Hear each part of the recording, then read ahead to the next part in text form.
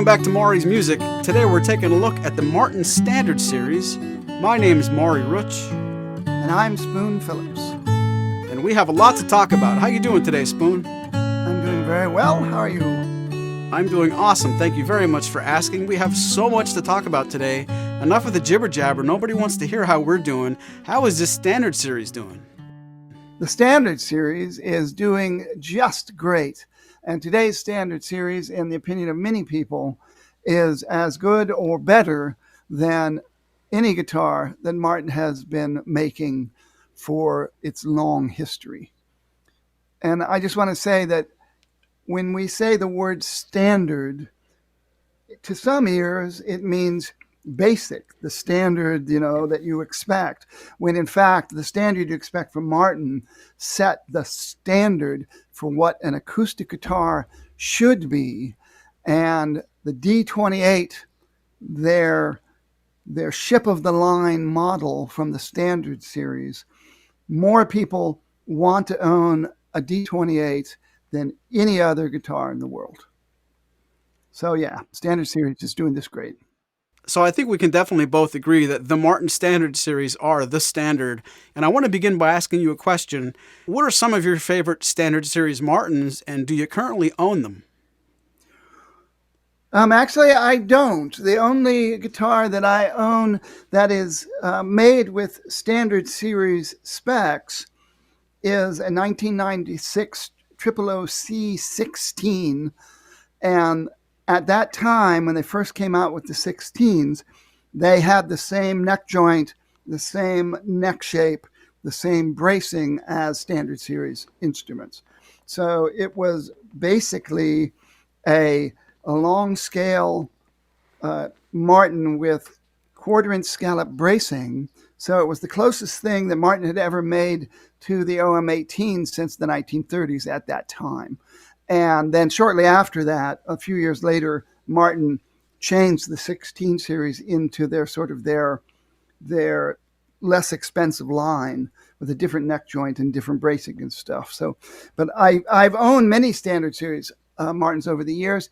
I've sold them to friends, and because I now basically own custom shop Martins.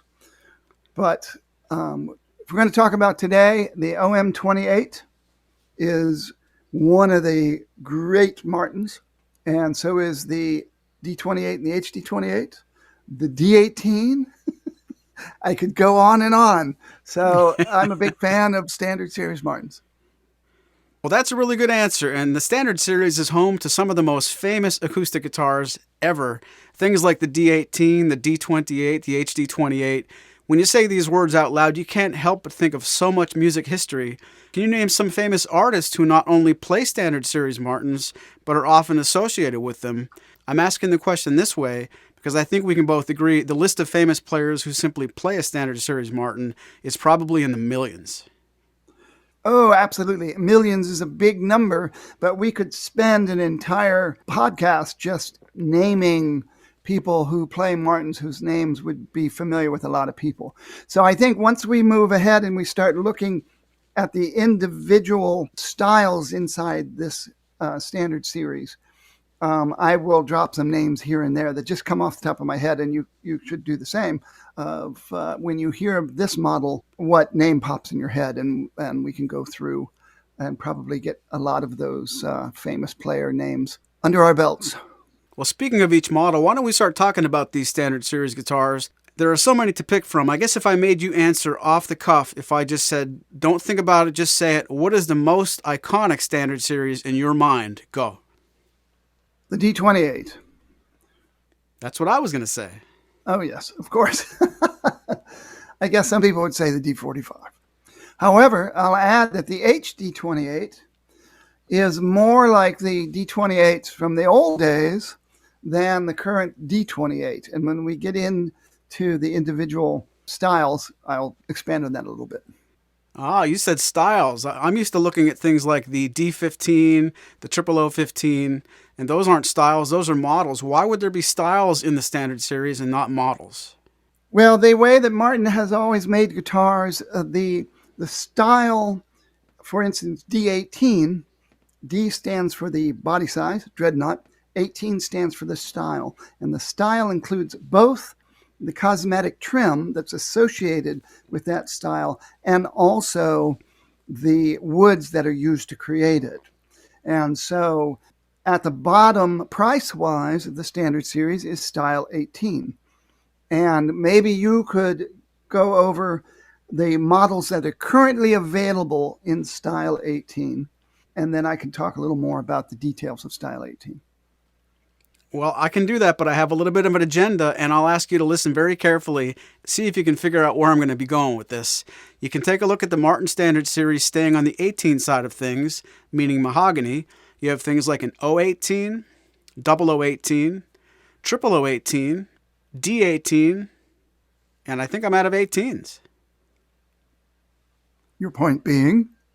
Well, in fairness, let me make my point. If you can look at the 18 side of the standard series, you could pick from that many models I just mentioned. It's sort of a short list. You can get some small body guitars, you can get a D18, and maybe if you just looked at those things in a vacuum, it looks like you have lots to pick from. But conversely, if you take that argument and go the other way, to the Rosewood side of things, you have a lot more to pick from. I'm looking at the standard series, and if you divide it in half, the list of mahogany guitars isn't nearly as long as the list of Rosewood choices. Why is that? There are many reasons for that. One is that style 18 is the only style in the standard series that uses mahogany back and sides. And so the other styles, 21, 28, 35, 36, 40, 41, 42, and 45 all have East Indian rosewood back and sides. So yes, you're correct. And why, in your opinion, is that the case? Well, that's what I want to ask you, and our listeners might have the same question. Why can you look at the Martin Standard Series and have all of those guitars to pick from? And maybe I'll rephrase that in a different way. If you can find an HD35, why is there not a mahogany HD35? Something as awesome as the J40, why is there not a J40 with mahogany back and sides?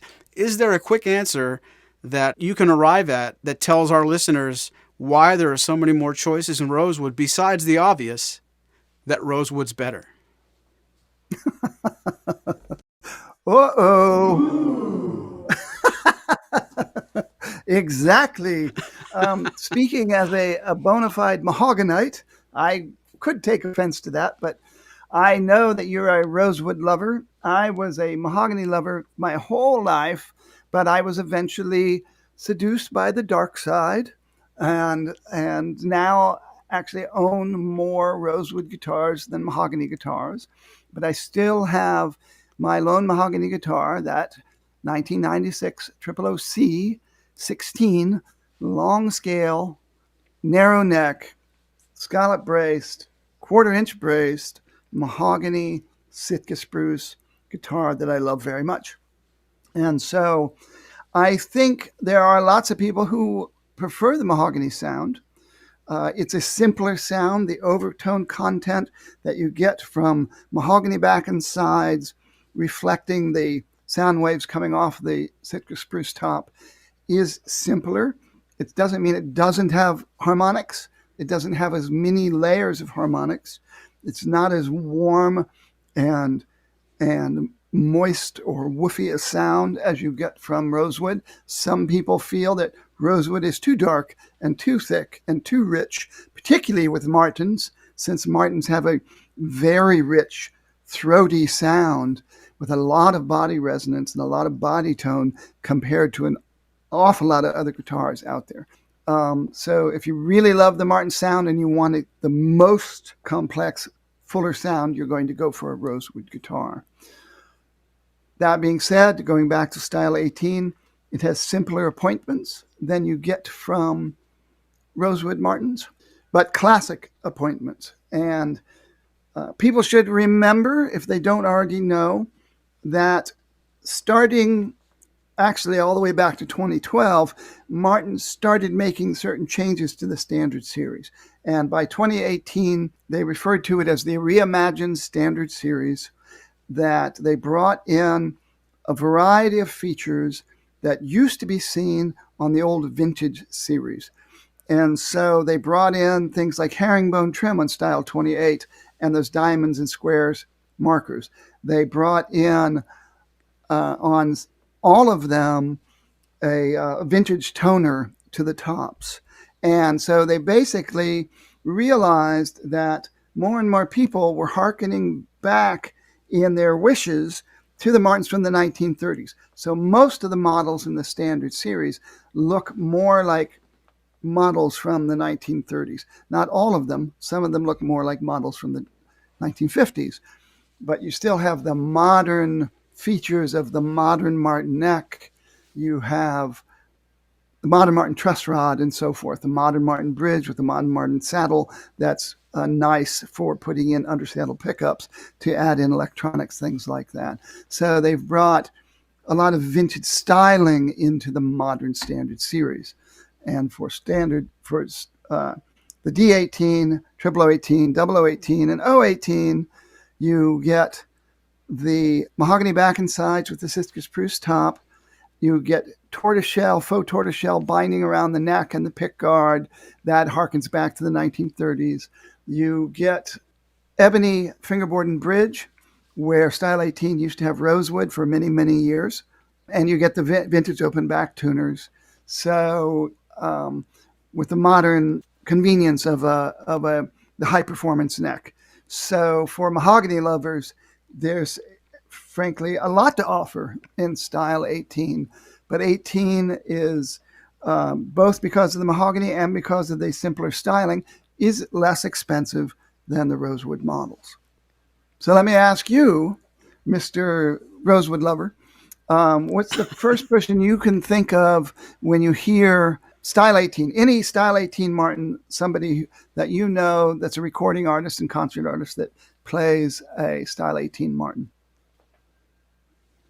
Well, while I'm thinking about that answer, I think it's important to mention that the legal team is looking over in my direction and wants me to tell you guys listening, I'm only half kidding when I say Rosewood is better. That is just an opinion and is not as factual as I let everybody believe moments ago. Okay, that out of the way, I want to say Paul Simon, but I say that with a little bit of trepidation. I'm not entirely sure I'm right. Is it factual to say his earlier work was a 12-fret D18? Fingers crossed? No, he played a 14-fret D18. He may have played a D18S at some point, but his main guitar during the rise of Simon & Garfunkel was the D18. And he then started jumping around guitars, and he got his Martin signature model, which was based off of the OM42, and so that's the Martin he plays primarily, but it's got a custom neck on it for that signature model. But that's pretty good. I would just say other D18 players that come to mind, Jerry Garcia. For anybody who's heard the song Ripple and the album that it's on, American Beauty, he was playing a Martin D18 for that. Never heard of him. Then you have Gordon Lightfoot, another famous D18 player. Granted, these D18s were a little different. These are the Rosewood fingerboard and bridge D18s, which do sound different. Rosewood bridge is not as dense as ebony, so you get a slightly different tone from it. But we'll end there, but there's certainly many others. I'm sure people could add in the comments other of their favorite players who play Martin D18s. And I will also say, I'll just add Clarence White. The late Clarence White is more known for the D28 that he played, but his solo work when he was recording was usually done on a D18 because he liked that clearer, purer sound, less complicated sound for those fast note solos. And those of you guys laughing at the banter we're giving back and forth, I think it's worth paying attention. Spoon did say that some of those really great D18s had Rosewood fingerboard and bridge, so even when you have a mahogany guitar, you still do need a little bit of Rosewood. I'm going to try to break things up into groups anyway to start. If I paint with too broad a brush, please stop me, Spoon.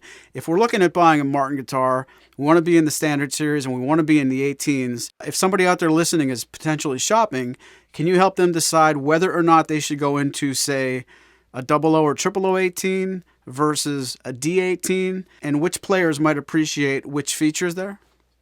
Well, the Dreadnought's certainly famous for bluegrass pickers, but you see it across the board. Some people say it's really just for flat picking, People like Stephen Stills and Neil Young will show you, no, you can finger pick a dreadnought without any trouble at all. But dreadnought is about bass response and volume. And a lot of people who aren't used to professional level built guitars like Martin's with that wonderful resonance and projection, a dreadnought puts out a lot of sound, so much sound that it can drown out a lot of singers if they don't have big, powerful singing voices. Of course, if you have a sound man and a big PA, they can adjust that. And the dreadnoughts are quite large, and some people find them uncomfortable to reach over on a full-time basis. I'm one of those people. I have a Martin dreadnought, but it's not my main guitar. I prefer the smaller auditorium size body that you get on the O and OM sizes. And I find that has more balance across the strings, and it has wonderful projection.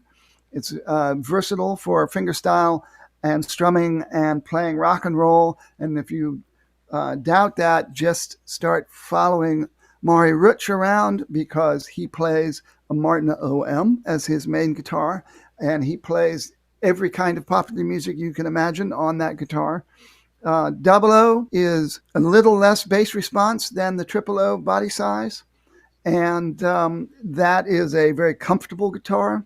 It should be pointed out that in the standard series, all triple O guitars are short scale. They are 24 9-inch string scale. That gives more play to the string, which means you can get, particularly with light strings, you can get a full step bend out of them when you're playing lead guitar without any trouble at all. The frets are a little closer together. Your hand, and when you're out at the nut, is a little closer to the body than a long scale OM, same body size. OMs are long scale, triples are short scale. Double O, even slightly smaller body size, hands a little closer to the body. It's just a little more comfortable playing experience. So a lot of people have a double O or even an O size Martin as their sofa guitar, their songwriting guitar, even if they play a bigger guitar on stage. So that's really it. Bass response, real big on the D, size D, not as big on the OM, but still a little bigger bass and a little more projection than the triple O, which has a more gathered, punchy sound that's really good for lead guitar playing. And double O takes that down a little bit, maybe even more balanced across from E string to E string, and is more comfortable for either smaller players or people who want a more smaller, more comfortable guitar while sitting. So that's my quick assessment.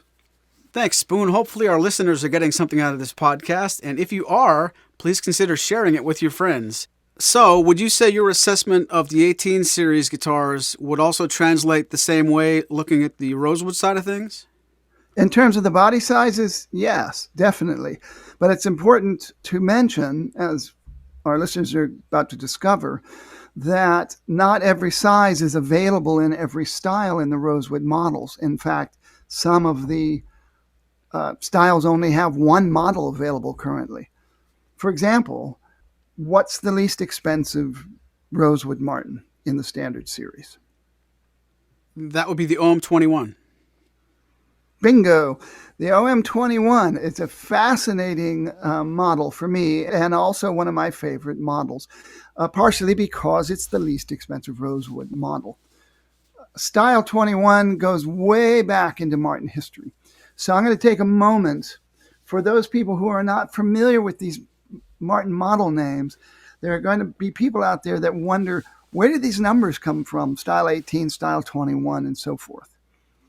Well, back when the company first started in 1833, and in those first years, Mr. Martin only made a few sizes, and these are much smaller guitars than you see from Martin or other builders today. They're what people call a parlor guitar. So you had the very little size 4, size 3, size 2, size 2.5, and size 1. Because in those days, carpenters, the smaller the number, the bigger the size. So his biggest guitar was a size 1. And some of these models were made in a specific trim, and the number was the price. So a 2.5 17, it was size 2.5, and it cost $17. And later on, when the prices went up, those numbers stuck and were associated with the styling of Martin's style size 2.5 guitar. Because people were calling him up. People were writing him letters saying, Mr. Martin, can I have the look of your 2.5 in a size 1? And so that then eventually became the 117, and the 17 started to be associated with the styling of the guitar, not the price. So jump to now. Style 21, all the way up until the beginning of World War II, was a rosewood guitar that was known for having a rosette with herringbone trim. Martin lost the ability to acquire herringbone trim during the war because it came from artisans in Germany. And so they got rid of herringbone on all of their models, and Style 21 just became the lowest priced rosewood models, and eventually became the rosewood version of Style 18. So by the 1960s, a D21 was basically a D18 with a rosewood back and sides. They both had a rosewood bridge and board. They both had black binding, black pickguard, and very simple dot fingerboard and not a lot of trim. Then it went away and didn't come back until they introduced the OM21 in the 1990s. And that remained the only 21 in the catalog, except for certain special models that were limited editions. So it's remained with us all this time because of Chris Martin's number one interest. It sells well. And so today it got the ebony bridge and ebony fingerboard from the 1930s back. So now, in terms of construction, the OM21 and OM28 are virtually the same guitar. Same bracing, same woods. The major difference is the OM21 doesn't have any trim around the edge of the top or the back. Doesn't even have a back strip. It's basically simpler appointments. And it does not have the volute at the back of the neck where the headstock meets, which is a decorative thing that is carved into the fancier style 28 guitars. So really good guitar, same woods. You might get a little wilder wood. They're going to put the better looking tops on a 28 than a 21. But if you don't care that much about it, you like the natural look of beautiful wood, OM21, the only 21 in the catalog now. Wonderful guitar, least expensive rosewood model in the standard series with all solid tone woods, with a solid neck, with hand scalloped bracing that you don't get in the 16s and 17s and 15s.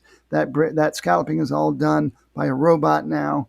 Standard series, still made by hand. OM21, cheapest standard series guitar you can get in rosewood. Oh, wow. That was a great, inspiring legend that you made up. What a bunch of hippy-dippy baloney. I swear on the grave of hippie Abby Hoffman, that's all true. All right, well, I don't know who keeps pushing those buttons, but I have a serious question for you. You mentioned that the OM21 is basically an OM28 without a back strip. Why don't those guitars sound exactly the same? Maybe I should ask you first. Do you agree with that? I do agree with it. However, not everybody agrees with what I hear, and hearing is a very personal thing. I know I hear lots of subtle things in guitars that other people claim they don't hear. And I get flamed for this on my website, on One Man's Guitar. I get flamed from this from time to time out there, critics out there, but I get an awful lot of people from around the world writing me to say, I own the model that you were just describing. I've never heard anybody else that described the tone of my guitar. And even though you were playing a different, whatever the model was, than mine, you described what my guitar sounds like. So what's the reason?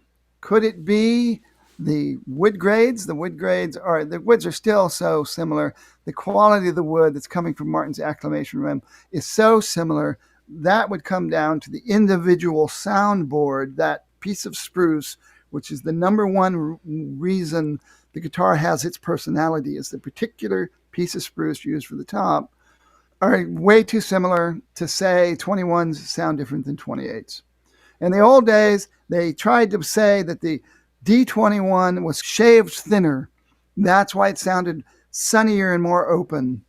And that they said that about the original OM21s in the 1990s. Really, it was about the Rosewood board and bridge. Now they have the same ebony bridge as the 28.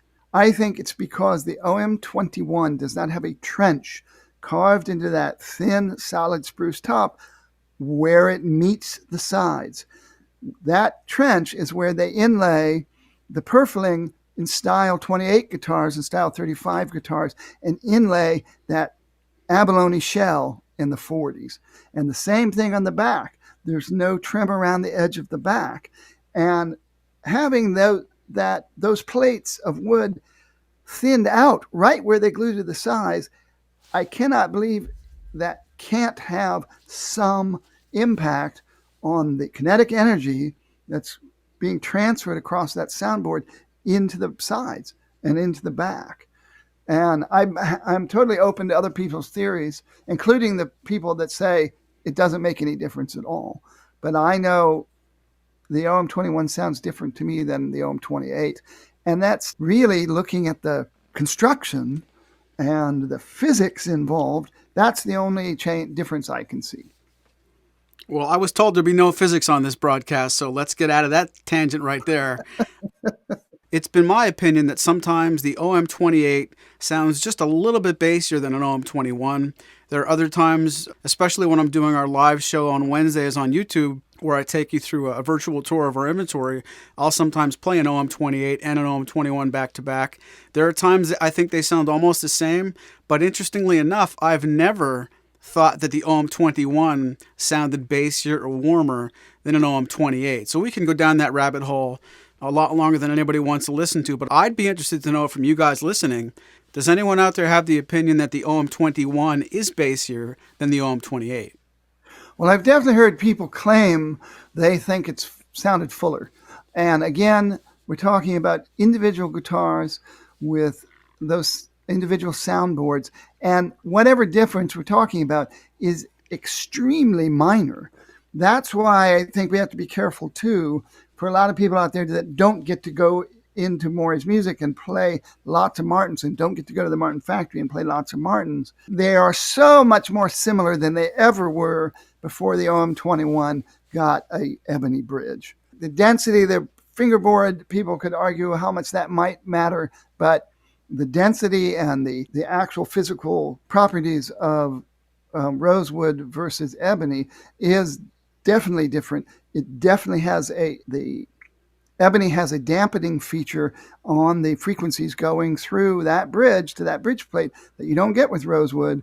And all I have to say, we'll get to it later on, but all I have to say for people who doubt that, if you can find yourself a M38 or an M36 from the 70s, there was a brief period where they changed the M36 to an ebony bridge, and you play the rosewood version versus the ebony, they are uniformly a darker, fuller sound when you have an ebony bridge. Nowadays, the 21 and the 28 OMs, same bridge, same fingerboard, they're virtually identical. So if there is any real difference other than the thinning out the edge of the top for inlay on the 28s, I can't think of anything that would account for it, as I said.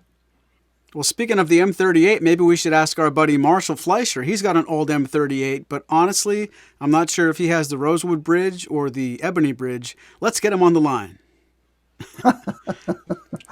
Are you out there? Yeah, I'm not sure off the top of my head if the 38 ever went to Rosewood. The 36 certainly went from Rosewood to Ebony for a time.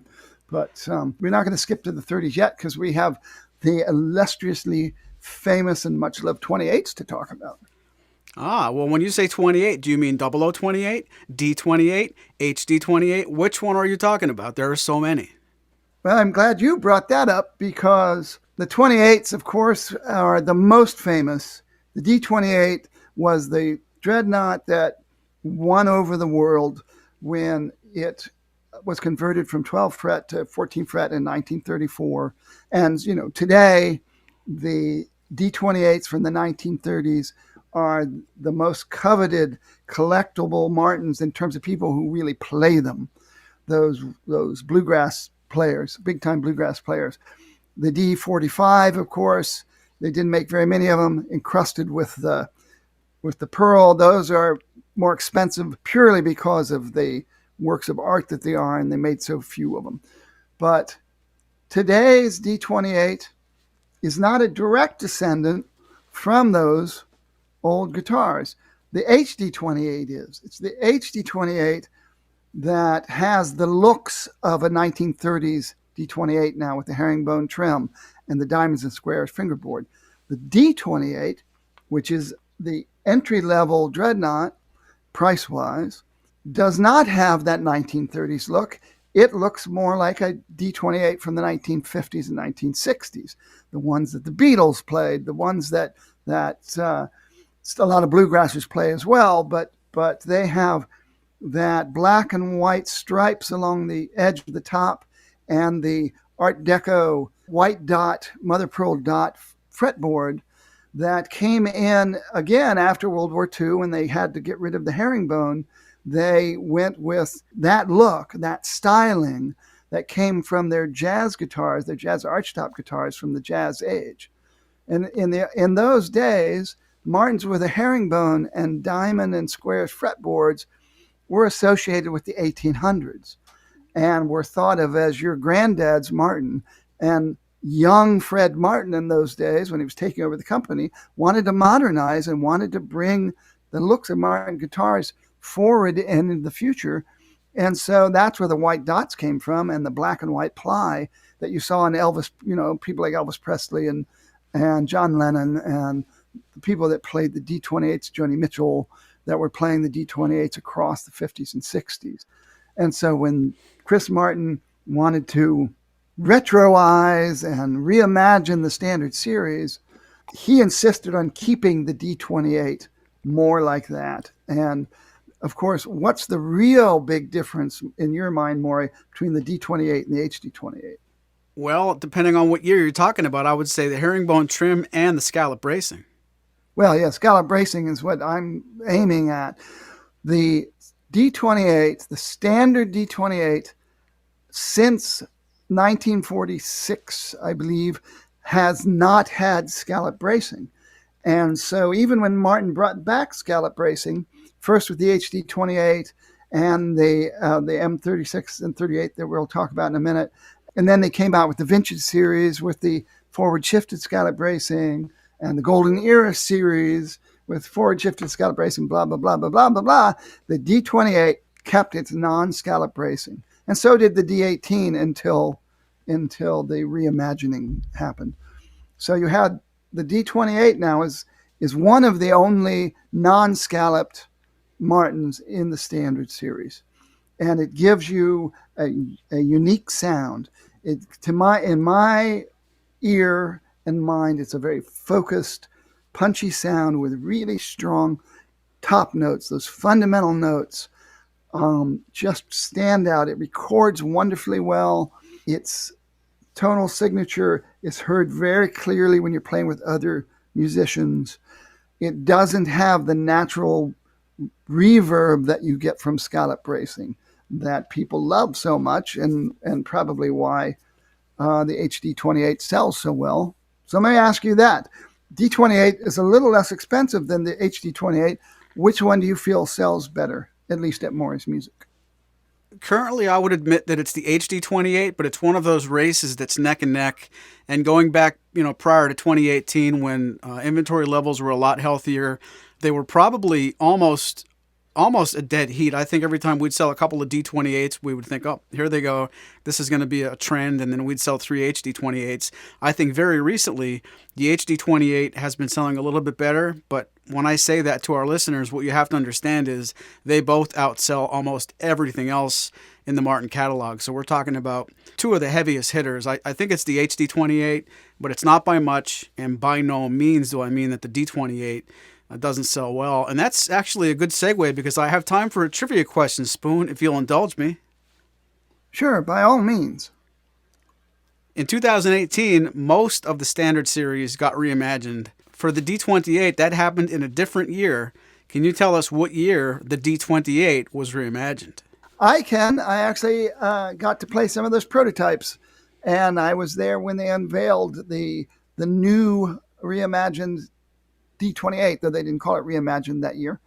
But I'm going to wait because maybe our listeners want to take their own guesses, and maybe I should hold my tongue until later. What do you think? I think that would be very prudent of you, and I appreciate you keeping a secret. You're welcome.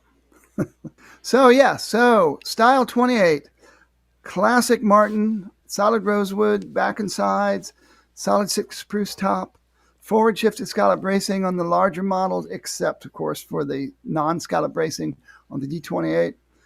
The OM28, Triple O28, you have long scale versus short scale. They both now have the modern high-performance neck with the same nut width, same width at the 12th fret, and a lot of guitar. 0028, very cool. They made almost no 0028s in the vintage period. They were, it was just sort of left out. Sold a zillion 0018s, but they never made a 0028 in any number until the recent modern standard series 0028. Still setting the standard for what an acoustic guitar should be on a professional level, with the hand-fitted dovetail neck joint, still done by hand, still requires the highest craftsmanship in the Martin factory, and that's really the watershed between the standard series and the 17, 16, 15 series that come before it, is that traditional full-sized, handmade, hand-fitted dovetail neck joint. So taking everything you've just said and kind of converting it from a history lesson into real practice, if you were taking a look at the Martin Standard Series today online and you're on Maury's Music's website and you want to buy something for yourself in Rosewood, can you help guide us through your choices, whether you want to stay small body like a double O and a triple O with short scale, whether you want to go a little bit bigger, graduate to long scale, but keep it in a compact body with an OM28, or go all the way to the top size and get a dreadnought, whether it's the D or the HD. We can get into really, really fine detail later. But in the broader sense, can you help listeners guide themselves toward maybe the first part of this journey, which size in general to select? No, because it's such a personal thing. And I own a dreadnought because I love that big, full dreadnought sound. And I also own a triple O size, short scale neck. I own a triple O size that's a long scale neck. They called it a triple O back in the day because it had a 1/11/16 inch nut, when OMs have always had a 1 3/4 inch nut, but it had OM bracing, 1/4 inch scallop bracing at a time when triple O's only had non-scallop 5/16 inch bracing. So I essentially have an OM, and those are my main guitars now. I've owned a variety of OMs. I've owned a variety of triple O's. I love the short scale for my aging hands, frankly, but I also love the extra power and spread out voice you get from the OM sound. So that's my personal, all I can talk about is my personal journey in this. So I think it really comes down to people having to decide what they want to go with.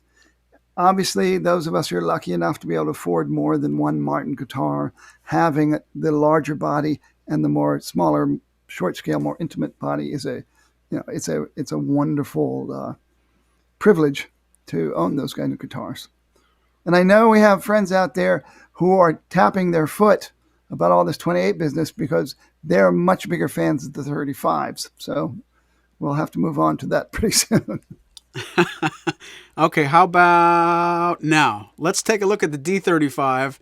And the obvious question stands out to me immediately. If you're looking at something like a D35, what would make you choose that over an HD28 and a D28? And you're not allowed to say appearances. Well, the D35 is a fascinating guitar. We know about the beautiful three-piece back that gives it part of its signature looks when you say you're not allowed to talk about looks, but the tone of it is what wins over a lot of people. And that tone actually comes from the bracing. And the bracing is quarter-inch bracing. It's non-scalloped quarter-inch bracing. In 1965, they came out with it because people were asking for something that had more of a vintage Martin tone to it, but they had no craftsmen at that time that were adept at scalloping bracing. They haven't scalloped bracing since the mid-1940s. And so instead, they tried thinner bracing that would have less mass to it, and they accidentally invented a new Martin sound that had a very full round bass and really precise laser-like trebles. And with all that rosewood complexity that you also got from the 28s, and it became an extremely popular guitar overnight and was the Martin to own for people who could afford anything up into the early 1970s. So I know people who own multiple D35s because they love that D35 sound. Is it true that some of the early D35s had Brazilian rosewood in the wedge? That is true. The original D35s were Brazilian rosewood, just like the 28s were, from its introduction in 1965 until they got rid of Brazilian rosewood in 1969. It is my understanding that you can find 1970 D35s that have Brazilian rosewood center wedges. In fact, they've also, I believe, used center wedges in those early 70s period from what might not be Brazilian rosewood. It might actually be Bolivian rosewood, which has a different name, Morado. But I'm not sure if that was ever proven or not. I don't remember. I have a question for you, Spoon, and for our listeners. I'm going to ask you, and you'll have to wait 3 seconds so not to spoil the answer. When you're looking at a D35 from the back, it is obvious it's a D35. If you're looking at the D35 from the front, how can you tell that it's a D35 and it's not a D28? And the answer is it has a bound neck. The binding on today's D35 and all of the rosewood models is what they call antique white. Prior to the reimagined standard series of 2018, it would have been a very bright argent white binding, but now it's antique white, which is a slightly duller white. So it looks more like the binding that has aged on a Martin from the 1950s or 1960s. And I really like the look of that. And a D35 has a bound neck. When you have the binding off the neck, it covers up the ends of the frets, so you never get those kind of sharp fret edges in your hand. And it also looks quite classy and classic. And nowadays, the D35 looks a little different from the D28 in the details of the rosette and the fretboard. I don't think they're exactly the same. I think the dots might be slightly different size. But really, when you get up to the headstock, that's where you'll see another major difference. The tuning machines on Style 28 these days has the open back vintage style tuners, going back to the 1930s look, where 35s have the larger chrome tuners with closed backs. And some people really like that look, and some people don't like that look, but it is what it is. That goes back to the 35s. Because the 35s weren't around in the 1930s, they decided to keep the legacy look from the 35s that you could buy in the late 20th century. I don't have anything to add to that except to say I knew that. And you also know how that makes the D35 different from the HD35. Why don't I let you talk about that? It's the bracing. When you graduate from a D35 to an HD35, you're getting quarter-inch bracing that becomes scalloped. And as we know, the more flexible the bracing pattern is, the more bass response you get. And that makes the HD35 possibly the bassiest standard series Rosewood dreadnought you can get. I would agree. I think the 35s with their quarter-inch bracing is a slightly different bass sound to it, bass and mids and treble as you go up. It's a unique voice compared to the 28s. People can debate about what that really means.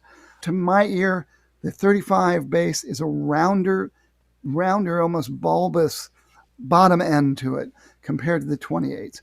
And I think the HD35 with the scalloped quarter-inch bracing, you're getting into what's basically a supercharged top. It's unusual to have thin bracing on a dreadnought anyway, and then to scallop that and make it even more flexible, you're getting that extra body resonance and extra reverb. And we should also point out all of these dreadnoughts have forward shifted bracing now. And that means that the main X brace is closer to the sound hole and, more importantly, a little farther away from the bridge plate than it would have been in the 20th century from 1939 when they got rid of forward shifted bracing. And so that makes that area around the bridge plate more flexible. And that also makes the whole plane across the bottom bout between the X brace, we have those tone bars coming across, that's more flexible, and that's where you're getting the bass response from.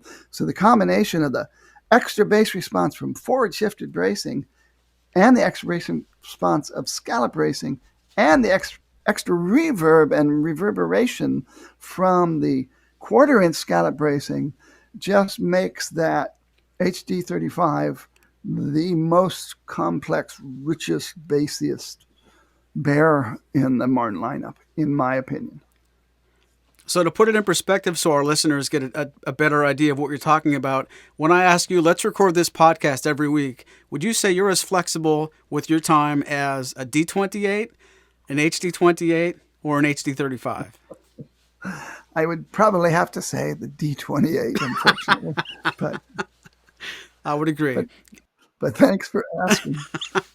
The HD35 has the vintage tuners, has the herringbone trim, has the diamonds and squares pattern on the fingerboard. So it looks more like those pre-war D28s, except the three-piece back. But the three-piece back has even got herringbone between the wedges. That beautiful three-piece back with the alternate center wedge. So the outside wedges of a 35 come from the same piece of wood. The inside comes from a different piece of wood that gives you this really nice tableau of rosewood grain. You get those both on the HD 35 and the D35, and you don't find that on the 28s. Now, Spoon, I don't want to interrupt you, but I just put on a very, very powerful pair of glasses that lets me see into the future just a little bit. And some people are very disappointed that we're stuck on the number 35. Does Martin make anything in the standard series named 36? Yes, they do. There is a 36, and it is, of course, the only 36 they've ever made, really. That's the M36. What can you tell us about the M36, Marty?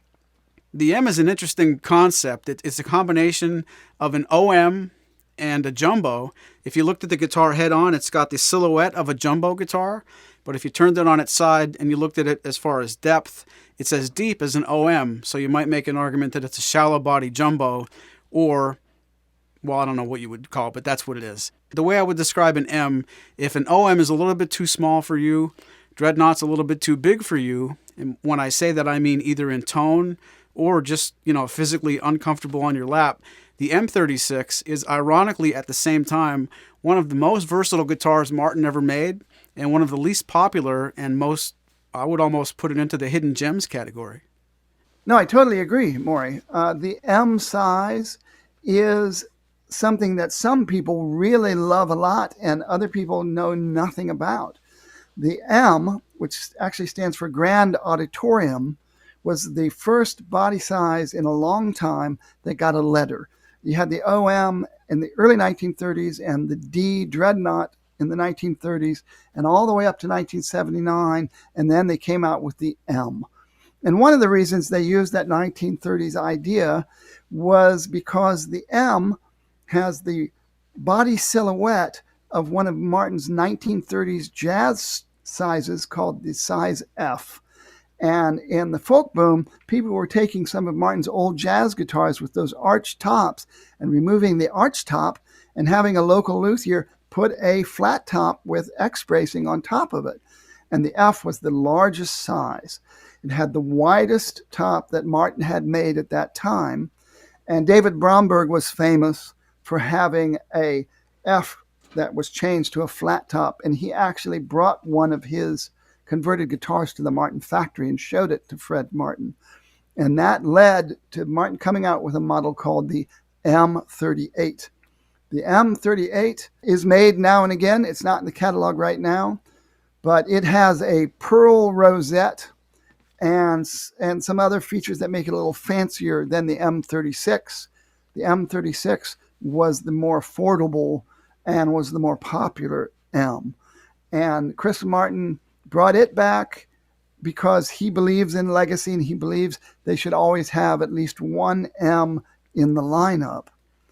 And as you know, we have friends who are big fans of M's and play M Martins. Well, yeah, we already mentioned Marshall. Were you thinking of somebody else? Yeah, our friend Tony Phillips is a fan of M's. He's a fan of Martins in all sizes, Well, but he has had M's. Yeah, we forgot to mention him with all the other models and sizes and shapes and colors and everything else. Martin, yes. Yeah, I've owned M's, and they are an extremely versatile guitar. I think of them as a supersized triple O. You referred to them as like OM and jumbo. I think of them as a triple O because they seem to have a really punchy mid-range. And a lot of finger pickers like them. Arlo Guthrie was a fan of M-size guitars. And Jorma Kaukonen's guitar is based on an M, his signature model. The late Woody Mann, who unfortunately left us only recently, his signature model is an M. Steve Howe's from Yes, his Martin signature model, one of his Martin signature models is an M. And really, really interesting, versatile guitar. Sean Colvin? Sean Colvin, very good. Yeah, these are long scale Martins. The M36, that is the only M available in the catalog right now. The M36 has a three-piece back like the Style 35 guitars, but its reason it's called 36 instead of 35, they made, I think, 29 M35s before somebody said, we can't call this a 35. It's not exactly the same. The original M36 was one of the first Martins to get a vintage toner top because they were trying to tie in to those converted 1930s Martins. So it had a vintage toner top and it has a rosewood bridge, but an ebony fretboard. And that is a very unusual combination. And it gives the M36 a special sound. Compared to the M38, the M36 has a little more open sound, a little more sunny sound to it. It's a very musical sound to it. It's not quite as warm and dark as you get from similar guitars that have a ebony bridge. Well, now the natural progression is going to make me ask you, is there anything numbered 39 before I want to talk about one of my favorite guitars, the J40? If they ever made a Style 39 guitar, I'm unaware of it. Well, then it never happened. Well, you mentioned the J40. Here again, we have the second style in a row that is limited to exactly one model. They used to make a D40. Maybe they'll make it again, but now we have the J40. Now, what the J40 gives you, as soon as you hit 40, you start to talk about pearl trim. Thought you were going to say you start to lose your eyesight. That's what happened to me. It's also the only jumbo in the standard series. So you have as you said, the same silhouette as the M. It is a very wide top, 16-inch wide top. So it's wider than a Dreadnought, but it has a narrow waist like an OM and a triple O. And so some people find it more comfortable than the dreadnoughts, particularly people who play standing up, because that big wide bottom bout is kind of off to the side. You still have to kind of reach over it, but not to the same extent as a dreadnought. And they have their own unique sound. They, again, to me, they sound more like an M than a D, but with the bass on the equalizer turned way up. So you have a wonderful wallowing bass, especially with the forward shifted scallop bracing that the J40 has. So powerful guitar, but still a good finger picker. You don't have quite the mid-range scoop you get from a dreadnought. So people who play a lot of finger picking music often like jumbos if you want volume and projection, but want a nice mid-range coming forward. Really, really good guitar. There have been a lot of jumbo 12-string models. We don't have one in the standard series right now, but when I think of J40s, I think of the Indigo Girls. They have matching black J40s of their main guitars. The way I would describe a jumbo, for those of you guys listening, and hopefully what I'm going to say is going to be correct, and Spoon could validate my feelings. I think that a jumbo, the bass E string on a jumbo guitar sounds like it has a lot of power and it goes forward, versus the bass E string on a dreadnought guitar built out of the same wood goes everywhere like a subwoofer, and almost an 18-inch subwoofer versus a 12-inch closed back cabinet, if that's just one bad analogy traded for another. I think there's more focus in the jumbo guitar. And Spoon, I don't know if you would agree. Well, I would say I actually do agree, and it's not a matter of validating your opinion. We're both talking about the exact same phenomenon of a particular sound of a particular type of guitar, and we might just say it very differently. And I think the subwoofer metaphor is perfect, because that dreadnought bass is kind of deep and spreads out. And similar to what I said about the M reminding me of a supersized triple O versus an OM, where the OM, the voice kind of spreads out, and the triple O, it kind of goes forward and it's punchy. The M's punchy like a triple O, just bigger and louder with more bass. The jumbo, same thing. It's even a supersized M. And so it is more focused and going forward. And I agree with you that subwoofer bass from a dreadnought, it's not radiating into the mids so much, so the mids sound clearer. And so you get, when you're finger picking a jumbo, you're getting very clear mids and trebles, and it's not just all about the bass like you can feel when you're trying to finger pick a dreadnought. So yeah, it's the biggest body size that I would recommend for finger pickers who want a big sound. Is it time now we can finally talk about the D41, the D42, the D45, the big boys in the standard series, both in price, size, and stature? Absolutely. And we mentioned about how the OM21 and the OM28 are virtually the same guitar now, because of how they have the exact same construction, and all that's different is the trim. And maybe purfling around the edge matters, and maybe it doesn't, or the lack of it. Maybe that affects sound production in some small way. Well, now we have the D41, the D42, and the D45. Prior to the reimagined standard series, with them getting the antique white binding and getting all forward shifted bracing, there was a time when the D42 was the only forward shifted dreadnought of those three dreadnoughts, and the D45 and the D41 were not forward shifted. There was a time when the D41 had non-scallop bracing and the D45 had non-scallop bracing. We're going all the way back now to the early 1970s.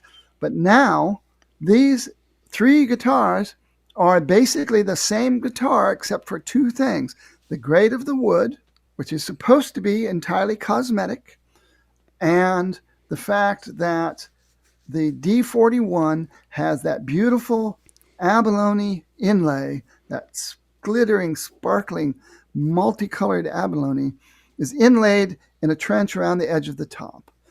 It's a different size trench than you get from inlaying the plastic or wood fiber binding in style 28 and style 35, style 36. To inlay that abalone. Abalone is a very unique substance in nature. It is basically a composite cement that is made by that creature, the abalone, mollusk, and it's one of the hardest, densest material in the world. Now they use a veneer of it that's making it even stronger and even denser. They use a veneer of it because they want to put the most beautiful abalone on the outside, and they save that for the outside layers of that abalone. D41, that is around the edge of the top. D42 is around the edge of the top and around the fretboard extension that is glued to the top with the uppermost frets, and as I call it, the fret insula. D45, it's around the edge of the top, around the edge of that fretboard extension. It's around the edge of the sides where it meets the top. It's around the edge of the sides where it meets the back. It's inlaid along the box at the end of the guitar where the strap pin goes in, the end pin. It's around the sides where the full-size dovetail neck joint sets into the neck block. It's all around that, and all of those places have that rosewood carved thinner, and that makes that whole box of the D45 radiate more with tone than you get from the D41 and the D42. And I know there's people that say, oh, they all sound the same. Well, they certainly don't to me. So almost the exact same beautiful wood. Style 42 and 45 get slightly higher woods than the 41, but that beautiful pearl increases from 41 to 42 to 45. And just absolutely glorious Martin lutherie at its finest. Which of these three is your favorite, the D41, the D42, or the D45? Well, it's got to be the D45 for what I just said. I think it is simply the most gloriously complex, colorful Martin tone. We didn't even talk about the fretboards. Why don't you mention the difference in the fretboards of those guitars? Oh, I'm going to get flamed for this because I was talking about this a couple weeks ago on Virtual Tour. I really like the hexagon inlay on the D45 myself. Well, I think it's gorgeous. I'm a big fan of the snowflake on the Style 42, which also includes the OM 42 that we didn't really have time to talk about. But that gives you the same styling as a D42, only in the OM body size. And boy, do those look fabulous with a sunburst top, with that pearl around the black edge of the sunburst tops. But for people who don't know, D41 has smaller hexagons than the D45. The hexagons originally came from the upscale archtop guitars, again from the 1930s, and they were converted to the D45 in 1939. Before that, the D45 had what we now see on the D42.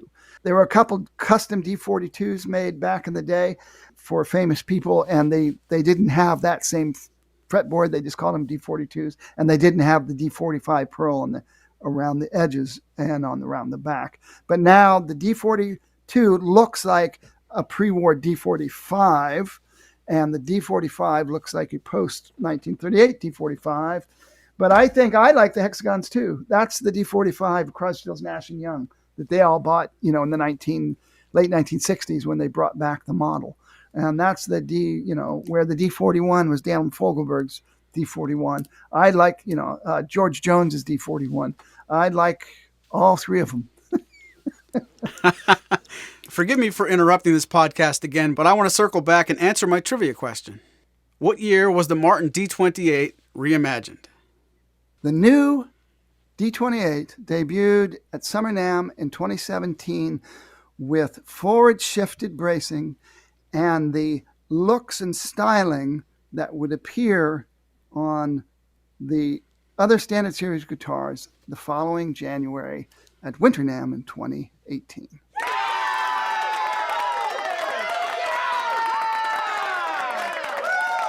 Your record is not broken. You have answered every trivia question accurately, and I'm not even surprised anymore. You just know it all. Speaking of know it all, I should ask you, maybe you can tell us some insider information. The fact that the D28 was reimagined in 2017, did that actually give the green light to do the rest of the series as a whole for the reimagined 2018, or had they thought about that along the way anyway? Yeah, I think they were preparing to do it. They were releasing that first to see what the waters were like. I think it gave them the the green light in the minds of the executives to go ahead and really push it out as a big thing, as opposed to dropping them in a few models at a time. Let me ask you, Maury, a quick to-go trivia question. The D18 actually got its makeover long before the D28 and the rest of the standard series. Can you tell me what year that took place? I can, but I'm going to wait a moment and see if our listeners can guess as well. Time's up. 2012. That's right. It goes all the way back to 2012 that the D18 and the 0018 switched from the Rosewood bridge to the ebony bridge and ebony fingerboard and started moving more toward the looks of the old D18 vintage series guitar. And that was so popular, and the 0018 makeover was so popular, that really snowballed into today's standard series, which is really does set the standard for excellence and what a professional level acoustic guitar can be. We talked a few moments ago about Crosby, Stills, Nash & Young. I know we're both huge fans of that group, and I suspect we're both huge fans of the movie Step Brothers. I have an idea. When you think of the D45, which member of CSNY do you instantly think of? 1, 2, 3, David Crosby. What? Did we just become best friends? Yep! Well, Spoon, you know what the music means. We're out of time. I want to thank our listeners for sticking around with us. And we didn't get to everything in the standard series, but if there's something you'd like to talk about, maybe a suggestion you have for a future podcast, or if you just want more information about any of the standard series guitars, whether we cover them today or not, please contact us at support@maurysmusic.com. From all of us at Maury's Music, thanks for listening. Hear you later. This has been a presentation of Maury's Music, your trusted source for Martin and Blue Ridge guitars. Find us online at maurysmusic.com.